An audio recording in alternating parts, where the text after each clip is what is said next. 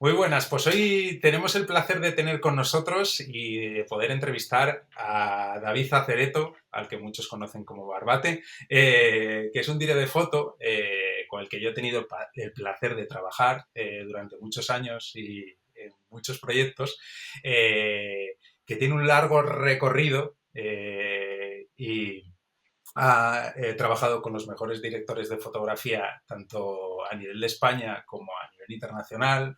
Ha tenido una larga carrera como operador de cámara o segundo operador, como lo queremos llamar. Y a mí me encanta, entre uno de sus hitos, que creo que con 25 años ya hizo su primer largometraje de Con segundo. 26, con 26. Que vamos, a mí ese proyecto me alucinó y ya más cuando te conocí y toda la historia que hay detrás. Pero más que hable yo, a mí me gusta que nos contéis vosotros, en este caso, que me cuentes tú cómo ha sido tu recorrido, porque empezaste muy joven en el mundo audiovisual y cómo diste ese salto de salir de Barbate, ese pueblo de Cádiz maravilloso, a decir, venga, yo me voy a por el cine y me lo voy a comer y a triunfar.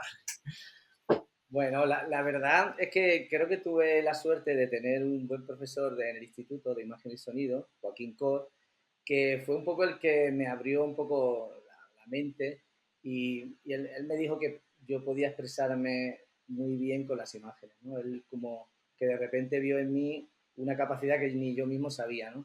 Yo hasta esa fecha sí que había hecho muchas cosas de Super 8 y me había interesado por el mundo audiovisual, pero no de una manera como para que fuera mi carrera, ¿no?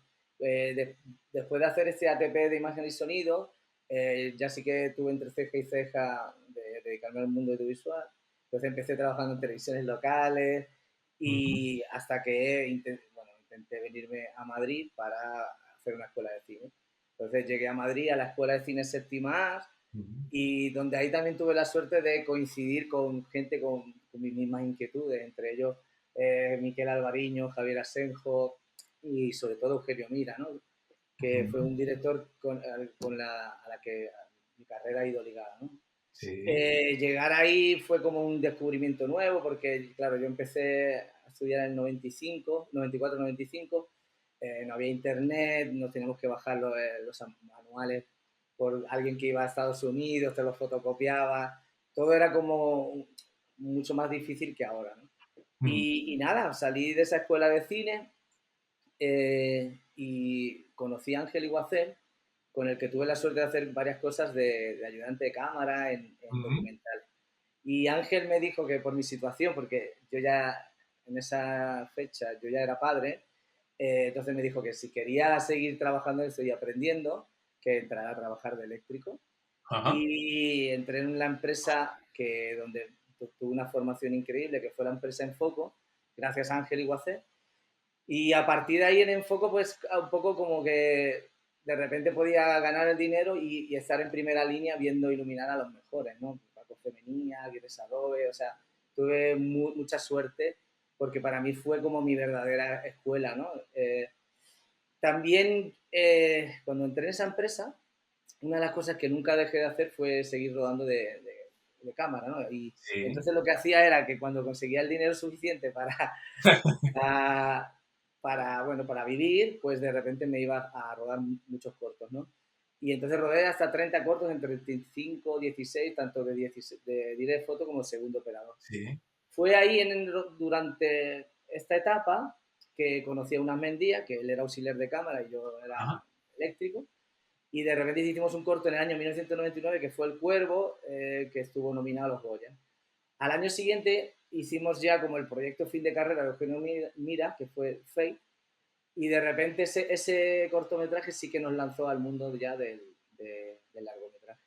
Entonces, gracias a Antonio Hernández, que vio este corto, nos ofreció la película En la ciudad sin límites, una película a la que le tengo especial cariño, porque además de ser la primera, era una peli en la que yo me enfrentaba a grandes miedos, ¿no? Del debut, pero también a grandes monstruos, ¿no? De la pantalla. O sea, ten en cuenta que delante tenía a Fernando Fernán Gómez, por ejemplo, Geraldine Chaplin, Sí. y claro, para mí fue como un debut soñado. Aparte es una historia súper bonita y que la he revisado muchas veces y la verdad que es un peliculón.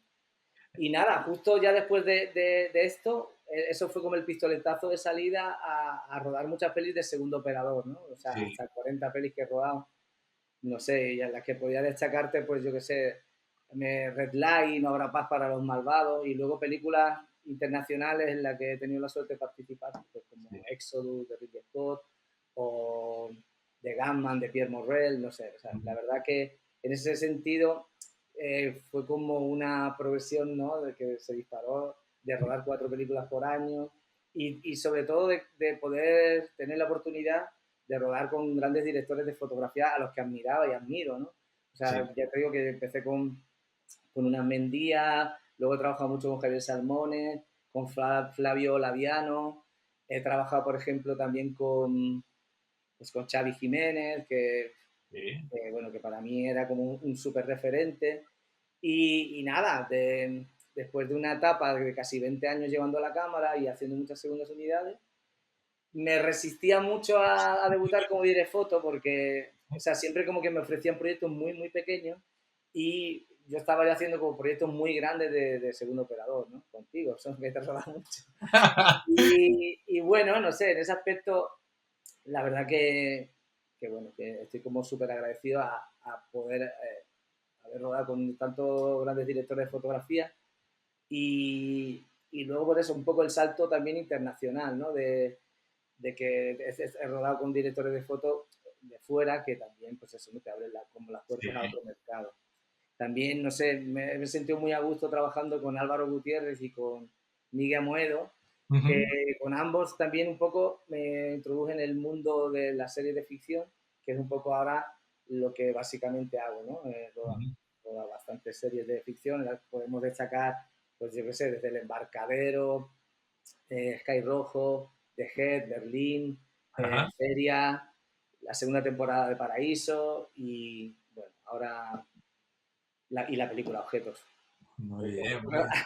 A es mí es me, mi bagaje, yo creo, el resumen. no, a mí o sea, como te conozco personalmente, siempre me ha llamado la atención, ya no personal, no profesionalmente, esa vitalidad que tienes y esa vitalidad que transmites a la hora de estar rodando, cómo luchas desde el puesto de operador de cámara o desde el puesto de director de foto. Y me gusta mucho la complejidad que acabas teniendo, que eres como una continuación de ellos tanto de los dires como de los dires de foto, porque vale que le gustes a los dires de foto, pero yo sé que también conquistas muchísimo a los directores por tu manera de transmitir a través rodando. O sea, yo creo ahí que hay como varios factores. Uno, en principio, que es esta pirámide que entre la ilusión, ¿no? Y la experiencia, ¿no? Es que yo creo que nunca tienes que perder, ¿no? Que realmente es el equilibrio de la experiencia te da conocimiento, pero no hay que perder tampoco esa ilusión, ¿no? Porque yo creo que hay veces que con esa ilusión también puedes llegar a tener lo que te falta de experiencia, ¿no? Entonces, creo que, o sea, no es que sea como la fórmula del éxito, pero creo que sí que son dos cosas que nunca hay que perder, ¿no? O sea, Ujú. luego, por otro lado, para mí también, yo ya te digo, yo vengo de un pueblo de Barbate donde me ha costado mucho formarme, ¿no? Y llegar un poco a tener una formación pues, diferente, por ejemplo, a la gente de aquí de Madrid, ¿no? Por ejemplo, yo cuando llegué a la escuela en Barbate no había ni cine, ¿no? Entonces era como todo desde el principio, ¿no? Y creo que también un poco eso te hace también tener siempre los pies en el suelo, tener la humildad para, o sea, digamos que es muy bonito poder dedicarte a lo que te gusta, ¿no? Entonces, creo que ese tipo de cosas tampoco tienes nunca que perder. Y luego ya lo tercero y último, que creo que es el trabajo. O sea, hay gente que creo que tiene mucho talento y que de repente, pues casi, si solo con el ejercicio de diario, pues pueden estar en un set. Yo, por ejemplo, no soy de esa gente, sino que soy muy trabajador. Entonces, lo que sí hago es siempre como tomármelo todo tan en serio y trabajarlo mucho, ¿no? Y Ujú. por eso creo que es una cosa que valoran tanto los directores como los directores, ¿no? Ujú. De venir todos los días con la tarea hecha, de intentar buscar la mejor visualización de lo que quieren, ¿no? Meterme en su cabeza, quitarte de egos, de estilos, de sí. moda y estar muy al servicio de la película, estar muy al servicio de lo que quiere en cada momento. Entonces, al final, eso es lo que te hace, en mi opinión, ser como certero a la hora de buscar la visualización de lo que quieren, ¿no? Ujú. Y creo que por eso, en ese sentido, he tenido la suerte de, de poder hacer esto y no se me ha dado mal hasta la fecha. O sea que Que háblanos un poco de tu último proyecto, Objetos. A través de, bueno, pues si quieres empezar, cuéntanos a través de dónde o por dónde te llega ese proyecto. Pues Y mira, fue un proyecto que justo fue, yo estaba, digamos, haciendo mis últimos coletazos como segundo operador, estaba rodando una película en Irlanda con Flavio Laviano, con Luis Latancio, un amigo tuyo también, sí, y de repente Jorge Dorado me llamó para hacer una serie que se llamaba Vejet. Yo había hecho alguna cosa con él en Embarcadero, y de repente Jorge Dorado me dijo, tío, esta serie la tienes que hacer tú. Entonces, bueno, ahí fue como el salto, porque era una serie internacional, y digamos que hay como, fue como un poco la consagración de Dire Foto, ¿no? Entonces rodé esta serie con él, que es una serie de 6 capítulos que ahora está en HBO, y de repente es verdad que la serie tuvo como mucho recorrido internacional. Entonces de repente pues Jorge tenía este proyecto que era su segunda película y me lo ofreció. Entonces me ofreció esta película, una película que iba a producir Tandem Film con Cristina Zumárraga, que era la directora de producción de mi primera película de segundo. Entonces de repente era un proyecto como muy pequeñito, un proyecto también muy bonito porque era una historia de, pues eso, es un viaje emocional de un personaje que vive encerrado en un mundo de objetos perdidos hacia la liberación, ¿no? Entonces, para mí era como un caramelo, ¿no? De poder rodar esto con un director que confiaba en mí, que ya había rodado bastante con él, y de repente pues tener este guión, un guión que protagonizaba Álvaro Morte y la China Suárez, y que de repente pues eso llegó a mí y a través del director, ¿no? sí. ¿Qué lentes y cámara utilizaste? En esta película utilicé Cook anamórfico, la Cook Ajá, T-35, porque eh, la verdad que creo que en ese sentido, ¿no? Pues cada película necesita de un cristal, necesita de un carácter, necesita de unas condiciones técnicas, ¿no? Y también de un look. Entonces, bueno, la elección de las ópticas, al margen de lo técnico, al margen de pues, la sí, definición, el recorte, el buque, a mí me gustan mucho las decisiones expresivas, narrativas, ¿no? Que puedan venirle bien a la peli, ¿no? Y entonces, en ese sentido, siempre es como la elección de la óptica va muy ligada, en mi caso, sí, a, a lo que queremos contar, ¿no? A lo que cuenta la película. O sea, yo no soy muy amante de la técnica por sí, sino que a mí la técnica me gusta como que tenga la repercusión expresiva, porque, no sé, que la gente te habla 8K, no sé, es tanto recorte, ¿no? Y yo ese tipo de cosas al final creo que lo que hacemos son películas, o sea, que hacemos un todo. Entonces, la factura es importante, pero lo que más importante es la expresividad, la narrativa, lo que cuenten con estos elementos técnicos, ¿no? sí. Y ya te digo, en ese caso rodé con Sony Venice en 4K Ajá. y porque, bueno, queríamos rodar en anamórfico, al final elegimos Cook, pero queríamos rodar no en full frame porque creo que también esto es como una de las cosas que a mí me gustan, ¿no? Que al final tú tienes como una capacidad de elección brutal, tanto en cámaras como en sensores, como en cristal, ¿no? Como en la óptica, y al final estamos yendo como a una hiperdefinición, a sensores muy grandes, al full frame, y de repente esto para mí es como que me genera demasiada información, ¿no? O sea, de repente ves el poro, ves los empastes de una peli de época, entonces es como, no sé, que por mi formación de, pues más de negativo y todo eso, siempre como que este tipo de cosas se intentaban quitar, ¿no? Filtrando en cámara. Y entonces por eso yo ya de saque intento, pues eso, rodar con el lente Super 35, Sí, si puedo rodar en anamórfico, ajá, y luego a veces utilizo un sensor 4K, aunque tenga la posibilidad de ir a 8K, por ejemplo, sí, porque al final si el trabajo que hacemos siempre va a un DCP de 2K, pues al final es como le quito como información, ¿no? Y a nivel técnico, pues bueno, la elección en este caso fue de estas ópticas. ¿No? ¿Y te gusta filtrar con filtros delante de cámara?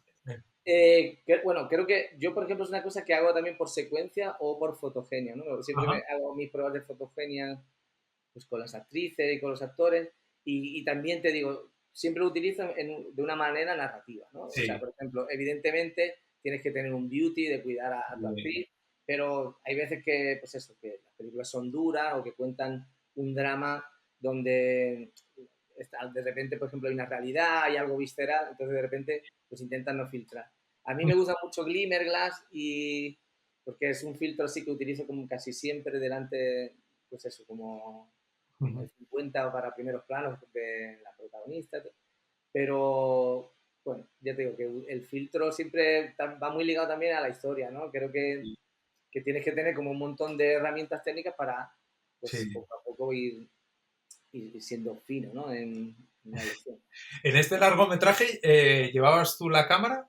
Sí, o sea, a mí me ha costado la vida deshacerme de la Era cámara. la siguiente pregunta. Después de rodar 40 pelis como operador, o sea, siempre, además mis amigos de director de foto siempre me dan el consejo de que, bueno, que tenía que como ir delegando, ¿no? Yo siempre he defendido la figura del segundo operador como un elemento de ayuda, una mano derecha para el director de foto, ¿no? Junto con el gaffer, el lead y el K-grip.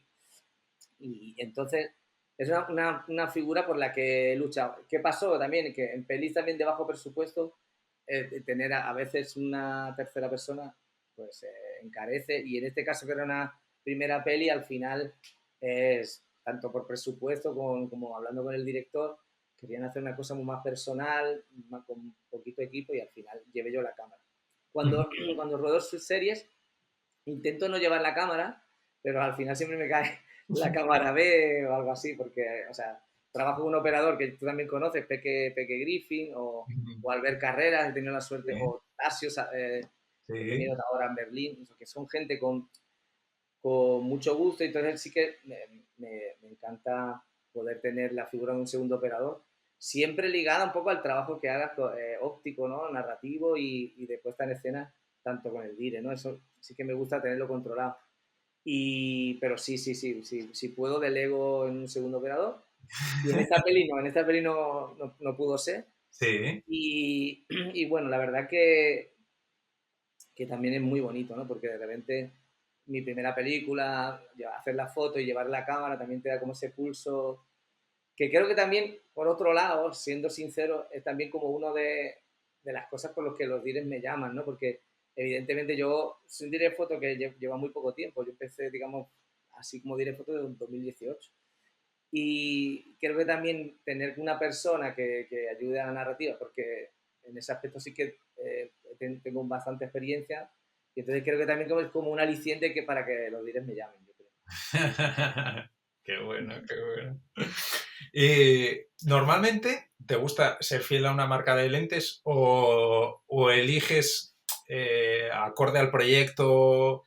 eh, ¿Cómo es esa Yo elección? siempre, lo que he dicho antes, la traducción de lo técnico me gusta hacerlo a nivel expresivo. Sí que es verdad que a mí, o sea, como preferencia, pues por ejemplo, me encanta rodar en anamórfico porque el cine de referencia, el cine con el que has estudiado, el cine con el que te has criado, pues sí, las cosas que más te gustan tienen ese look, ¿no? Y dentro de eso, pues evidentemente, pues he tenido la suerte de trabajar en grandes producciones y de repente tener material que a lo mejor en otros sitios no puedes pagar, ¿no? Pues Sí, de repente serie G de Panavision, por ejemplo, evidentemente es una lente que te gusta, ¿no? Luego, ahí también, aparte de la lección expresiva que estábamos hablando antes, y luego y la técnica, por supuesto, ¿no? Porque sí. de repente, si haces un proyecto de noche, necesitas un lente con diafragma más abierto, o bueno, de repente creo que cada cristal tiene como el look diferente para la historia que quieres contar. Hmm.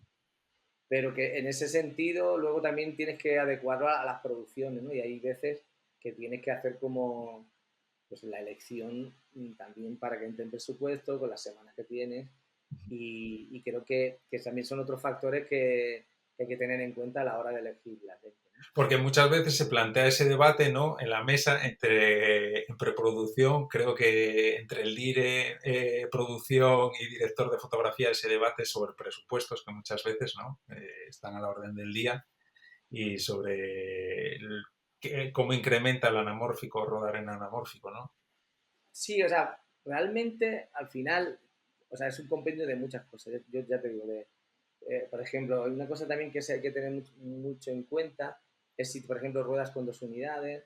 Hay veces que ruedas con 2 unidades con 2 cámaras. Entonces, la elección de las ópticas a veces tiene que nutrir a 4 cámaras, por ejemplo. Entonces, tú tienes que hacer como un equilibrio entre el look que quieres para una película Mm. y las condiciones, ¿no? También, porque eh, también necesitas como esa unidad estética, ¿no?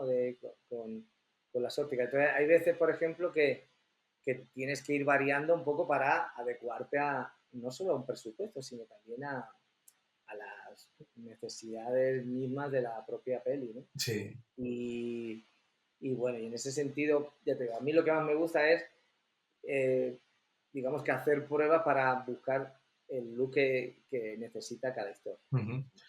Más que una marca en sí o más que una lente en Sí. sí. Porque si me Luego, tuviera que elegir. y dentro de todas estas características, ¿siempre tiendes a alguna focal que dices, pues que el ojo se me va a... O sea, en anamórfico, para mí siempre es un 50. O sea, ruedes con la serie que ruedes, exceptuando la serie G, que me gusta mucho el 60. Porque creo que es una lente con la que podías contar una peli entera, ¿no? El 60 de la serie G o el 50 de cualquier otra serie de Panavision, por ejemplo. Ujú. Y en anamórficos, en Cube, por ejemplo, también. Pero luego, si por ejemplo vas a esférico, de repente también se abre más el abanico, ¿no? Y yo qué sé, pues de repente Leica Summilux tiene un 29 precioso, pero al final son como ópticas de las que te enamoras, Sí, pero que al final, pues eso, creo que necesitas más focales para contar una peli que yo, por ejemplo, sí que, por ejemplo, en objetos sí que hacía, ¿no? Que de repente al personaje malo siempre lo rodaba con un 40, ¿no? Muy cerquita, sí. y al bueno, ¿no? O sea, a Daniel Araoz, que era un poco el antagonista, siempre con un 40, ¿no? Y poco enfático. Y a Álvaro Morte siempre le poníamos un 50. Pero lejos de hacer pues esos acentos, ¿no? Narrativos que de repente pues, pueden quedar muy bien, al final creo que lo que manda mucho es la puesta en escena y bueno, tienes que ir un poco pues variando, ¿no? Si de repente la narración es externa, pues tiras más de tele, si es interna, pues empiezas a rodar con angular, si algo más fotogénico, tiras a lentes medias. Entonces al final creo que no hay que atarse ni a una moda Sí. ni a una cosa que te guste, sino que hay que ser como certero en la emoción, y la emoción es lo que marca el director con una puesta en escena, con un actor en cada momento. Y eso sí que creo que tiene una determinada óptica, un determinado encuadre, un determinado movimiento y una determinada luz, ¿no? Un determinado tono, ¿no? O Sí. ambiente fotográfico. Ujú. Pero sin más, ya está. Y es verdad, o sea, que al final estamos al servicio de contar historias, porque si no, pues seríamos fotógrafos de, sobre Sí. todo, fotografía fija. Ya nos has adelantado un poco el cambio a esta moda de full frame, que parece que ahora últimamente frena un poco, que está no todo full frame, está como bajando un poco, ¿no?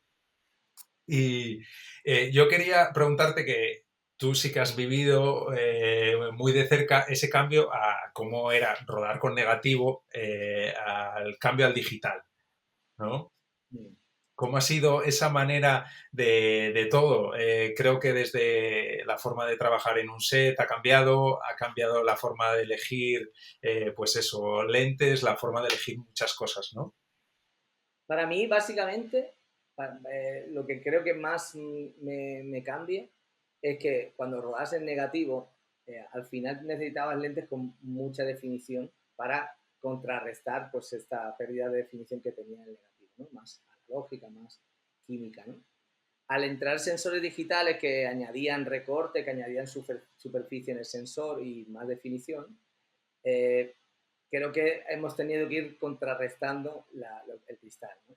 Entonces, para mí, básicamente ha sido eso, que las lentes que teníamos eran lentes pues con una definición y con un recorte que venía muy bien para lo blando, ¿no? Del 35, y ahora al aumentar el sensor, aumentar la lente, aumentar el full frame, aumentar los K, de repente hemos ido como a una historia de mucha definición y que hay que trabajar mucho en sí. Entonces, para mí no es que sea malo o negativo, sino es más bien para los proyectos que yo hago. Por ejemplo, si yo de repente tengo que rodar The Crown, entiendo que tengo un montón de extras, un montón de decorado, un montón de figuración. Entonces, de repente, el full frame me viene bien para una historia que es pues majestuosa, que esa definición le viene bien. Ujú. Al final, si tú no tienes ese tipo de decorado o ese tipo de tiempo para trabajar, al final pues tienes que tener algo más acorde con lo que vas a hacer, Ajá. simplemente, ¿no? Entonces, yo no es que no me guste rodar con eso, sino que creo que para historias más reales, más casi pues viscerales, más... Hay veces pues que esa hiperdefinición juega a la contra. Entonces, creo que siempre manda la historia y al final la elección va en ese sentido. Yo, cuando hacía pelis yankees, los yankees siempre te decían, peli grande, lente grande. Entonces, todos lo ruedan en angular o todos lo ruedan en anamórfico. ¿Por qué? Porque detrás de un plano medio ves 20 tíos con caballos y 30 ejércitos detrás, ¿no? Vale, perfecto. Pero luego vas a rodar una peli en España en ese sentido y al final dices, no, mira, no tenemos ni el ejército ni los caballos, entonces ruédalo en tele, desenfócame el fondo. Ujú.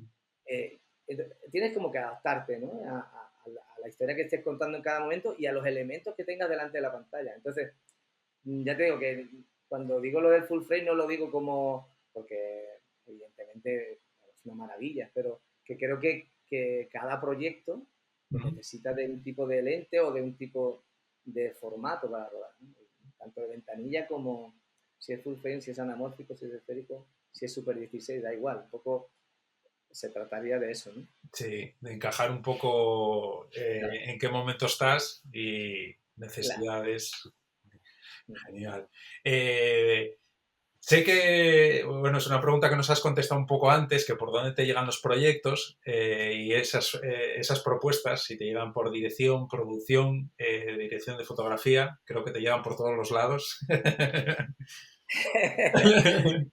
Yo, hombre, creo que al final, te llame quien te llame, sí que tienes que tener como el quórum o la aprobación de la otra parte. Quiero decir, que muchas veces, si te llama el director también tiene que, o sea, contentar a la producción para que la producción esté contenta. Normalmente a un director no le ponen pegas porque quieren que ruede con su equipo y que esté contento, pero también hay gente de producción con mucha experiencia que de repente pues, puede poner en duda si no eres la persona adecuada para ese proyecto, ¿no? Creo que igual que hemos hablado también de la elección de técnica y de las ópticas, y creo que también la elección humana es interesante porque pienso también que cada peli o cada historia se adaptan mejor pues, a estilos narrativos o a la filmografía de cada persona, ¿no? Y en ese sentido, pues no sé, hay gente que a lo mejor es más afín a rodar un tipo de género, por ejemplo, o pelis de un presupuesto, y que a lo mejor pues no se adapta a un presupuesto pequeño, no sé. Creo que la elección, al margen de, pues eso, de la calidad y del, de la, del rollo personal, ¿no? Porque Sí. al fin y al cabo estamos mucho tiempo, tú lo sabes, y es muy importante también rodearte de seres humanos, de personas, más que de un súper técnico. Entonces, el compendio de todas estas cosas creo que hace que la elección sea la correcta y siempre tiene que haber el quórum. Al final, si te propone producción, le tienes que gustar al director y si te propone el director, le tienes que gustar al productor.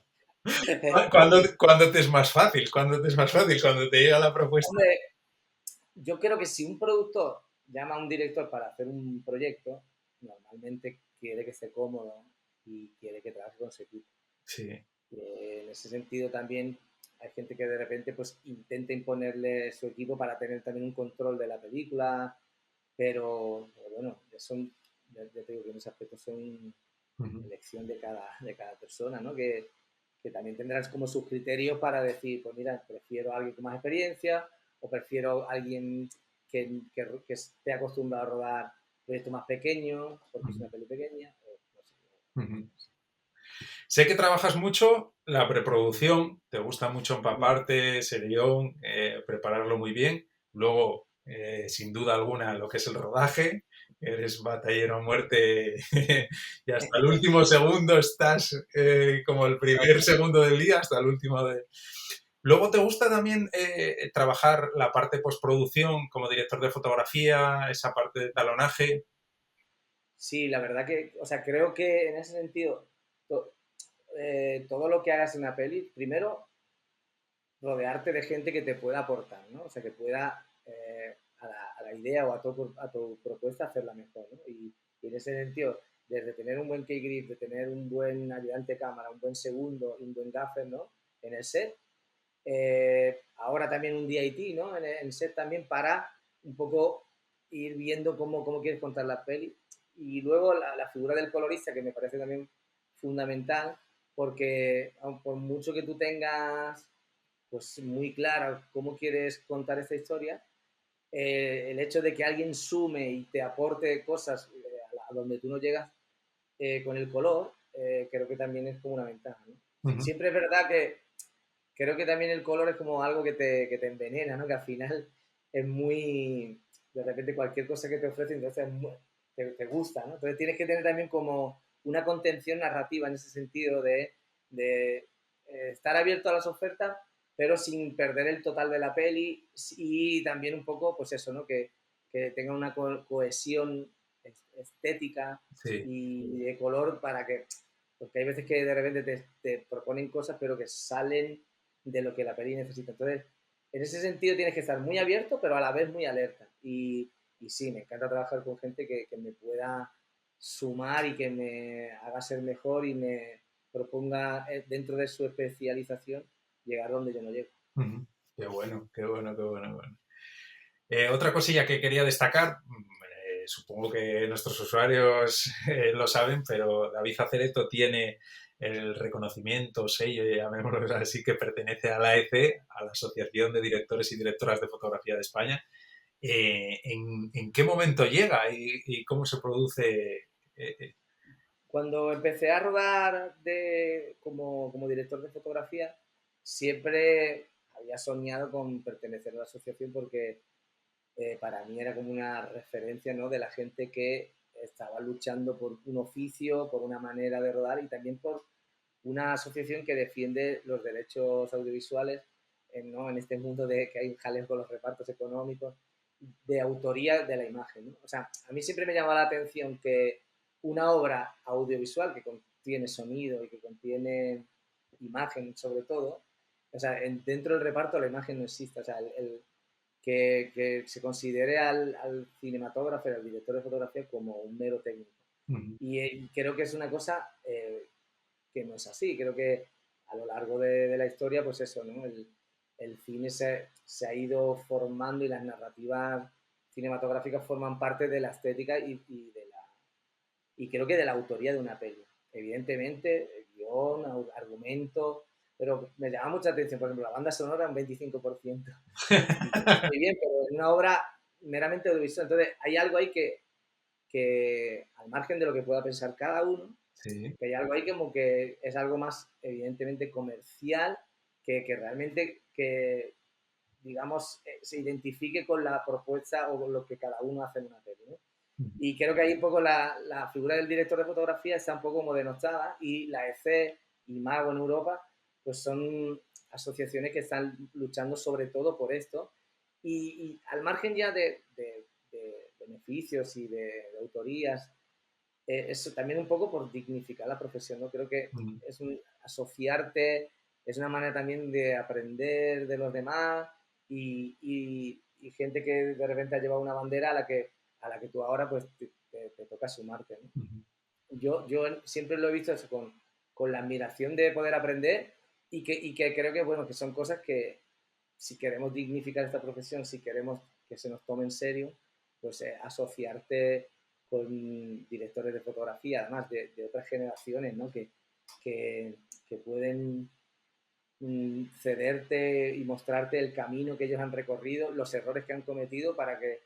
Y luego también tú la responsabilidad en tu medida de seguir pues comunicando este tipo de amor por el cine, este tipo de oficio a las generaciones que lleguen. Es la única manera de que esto siga creciendo, ¿no? O Sí. sea, mirar al pasado estar en el presente y al futuro, ¿no? A la Mm. gente nueva que viene. Entonces, la verdad que el hecho de que la AEC se abriera también al mundo de la ficción de televisión fue lo que me permitió, Ujú. porque yo ya había rodado como 3 series documentales, un largometraje documental y había hecho varias series, entonces en cuanto pude por los requisitos ser parte de la ECI, lo intenté. Y además una de las cosas que más me gustaron es que necesitas 3 padrinos que te hagan un vídeo, ¿no? Sí. Entonces, en mi caso yo había trabajado con muchos directores de foto y al final se lo pedí a 4.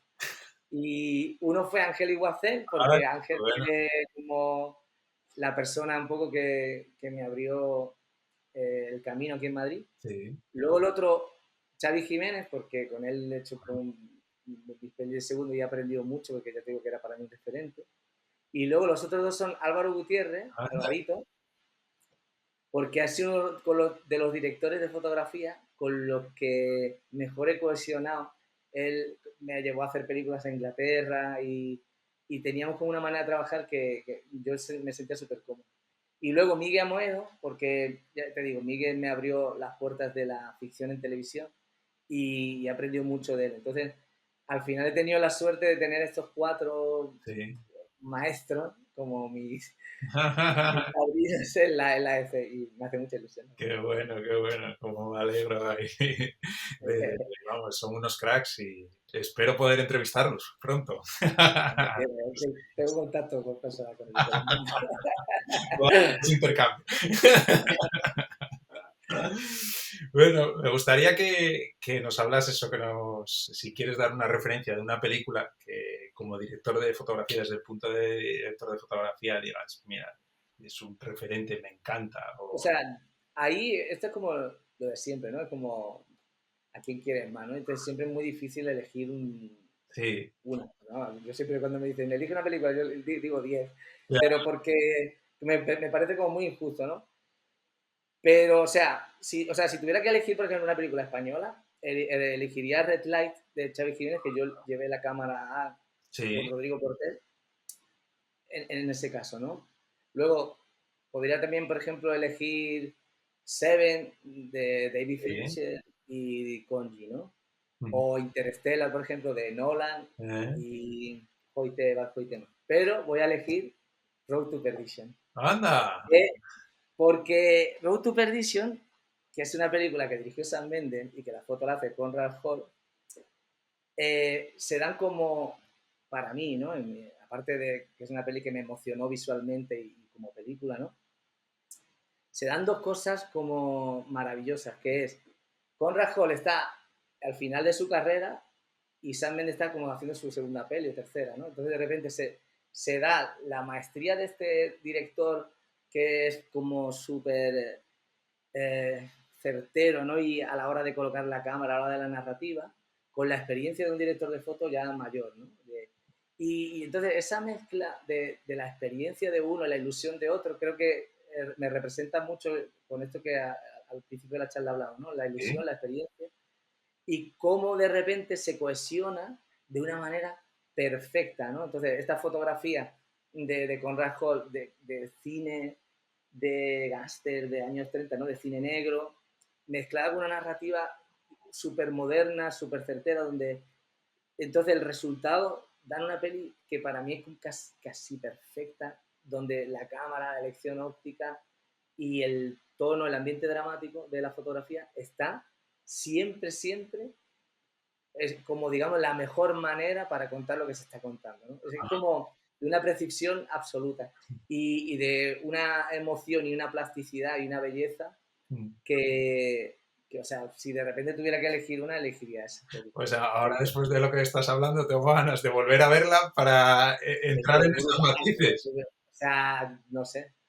Yo creo que combina perfectamente estas dos cosas. Y esa cohesión de la puesta en escena con la fotografía y con la narrativa, con la cámara. O sea, todo a nivel semántico está donde tiene que estar. Ajá. A nivel de emociones, a nivel de conducción narrativa y a nivel de técnico también, ¿no? Porque de repente, o sea, tiene una factura impecable, pero sobre todo es eso, tiene una emoción visual que de repente acentúa lo que se está contando y no sé, creo que es como la mezcla perfecta, ¿no? Sí, Conrad Hall, Sam Mendes. Mira que las que te he dicho antes, pues no sé, también. también están ahí, Sí, que podría ser cualquiera de esas, de esas, sí. ¿no? Pero, por ejemplo, Arrival también de Bradford Young y Denis Villeneuve, no sé. Si de repente tuviera que elegir, pero bueno, me quedo con Road to Perdition. Ala ahí. Bueno, señor, te tengo que hacer una pregunta de rigor, que esta entrevista es para el canal de Cinelenses. ¿Qué funcionalidad destacarías de Cinelenses? Mira, la verdad, yo creo que asistí un poco a la génesis de Cinelenses, porque en esa época trabajé mucho contigo y con Luis, y creo que venía a tapar un agujero, ¿no? O sea, a cubrir una parte de que en la profesión no estaba, ¿no? O sea, de repente, es verdad que hay un boom de aplicaciones, ¿no? Para cineastas, pero de repente juntar en un catálogo todas las ópticas a nivel técnico, todos los rentals, o sea, me parecía una herramienta hiper necesaria, pero además creo que o sea, poder llegar a hacer eso me pareció también como una obra mm, brutal, ¿no? Porque yo veía ahí cuando estabais con los manuales y decía, o sea, esto no se acaba, esto es infinito, ¿no? Y que después todo ese esfuerzo se haya hecho tangible, se haya hecho una realidad y que la haya hecho gente a la que conozco y que luego la haya oído también, porque creo que era una herramienta súper necesaria. Creo que primero que nos amplía el conocimiento y luego también es una guía a la que recurrir para buscar nuevos looks, nuevas maneras de rodar y tener también un soporte técnico. Entonces, no sé. Muchas gracias para volverte loco ahí Gracias. viendo ejemplos y viendo de todo. No, pero es verdad, verdad. Yo me acuerdo que estaban ahí los rodajes y te veía ahí con los folios recopilando. Y yo decía, esto es una obra faraónica, tío. Y decía, esto está loco, pero si no se me van a acabar nunca.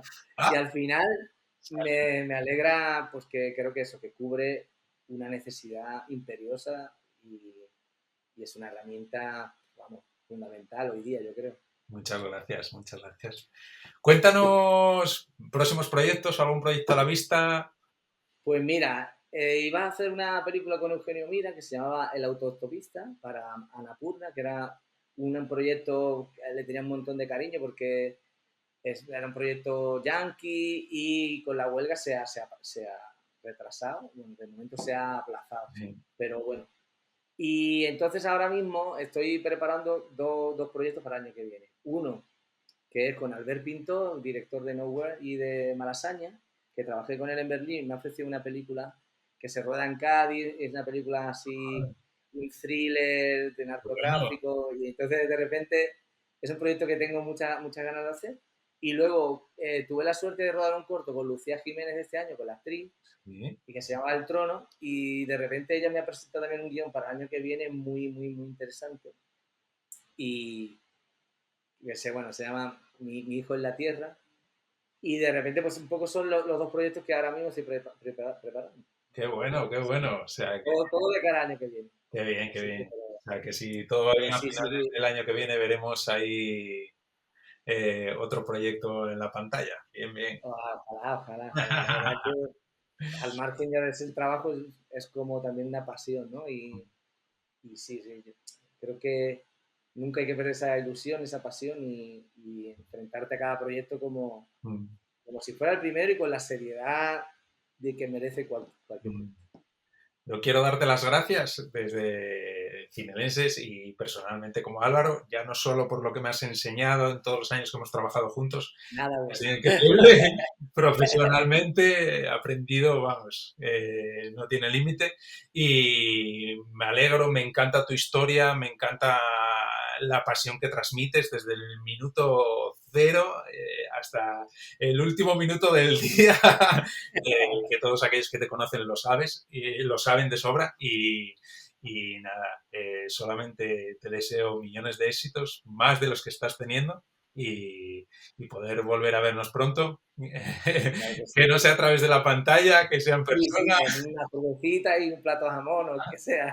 y si puede ser en Barbate mejor, ¿no? Sí, mejor, sí, sí, mejor. Nada, tío, muchas gracias a ti y nada, cualquier cosa que necesitéis, aquí me tenéis para lo que sea. Un millón de gracias. Un millón de Bueno, gracias.